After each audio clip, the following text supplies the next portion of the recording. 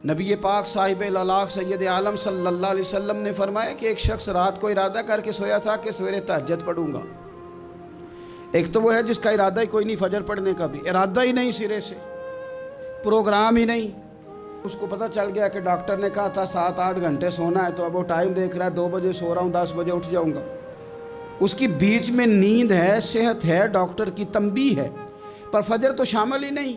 हालांकि इस बात को अच्छी तरह समझ लें, अगर आपका फजर पढ़ने का इरादा है और 4 बजे का, पौने 4 बजे का आपने अलार्म लगा लिया है, तो 2 दिन आपको अलार्म जगाएगा, तीसरे दिन आँख खुद ब खुद खुल जाएगी। इंसान की नफ्सियात होती है कि 2 दिन वो किसी चीज़ भी अपनी आदत को सोने जागने में पका ले, तो तीसरे दिन वहीं उसका वो मिजाज बन जाता है। तो अगर नीयत ही नहीं, इरादा ही नहीं, प्रोग्राम ही नहीं, तो कैसे आँख खुलेगी?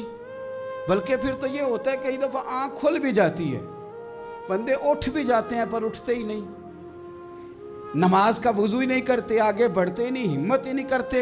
लेकिन हुजूर क्या फरमा रहे हैं?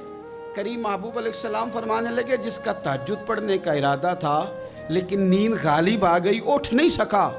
हुजूर फरमाते हैं नींद तो अब इसने पूरी कर ही ली है ना, पर इरादा था तहज्जुद पढ़ने का। तो महबूब फरमाते हैं नींद रब की तरफ से सदका हो गई और तहज्जुद का भी अल्लाह ने सवाब अता फरमा दिया।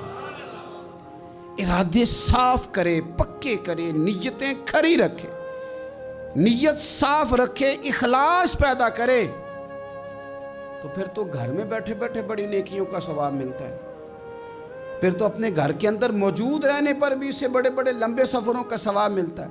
हज़रत अनस बिन मालिक रदी अल्लाह ताला अन्हु फरमाते, हम तबूक से वापस आ रहे थे तो नबी पाक अलैहिस्सलाम ने फरमाया, हमारे कुछ भाई हैं भाई जो बैठे मदीने में हैं, पर हमने जो घाटी भी तय की, जो सफ़र भी तय किया, वो हमारे साथ ही थे। बैठे कहाँ हैं?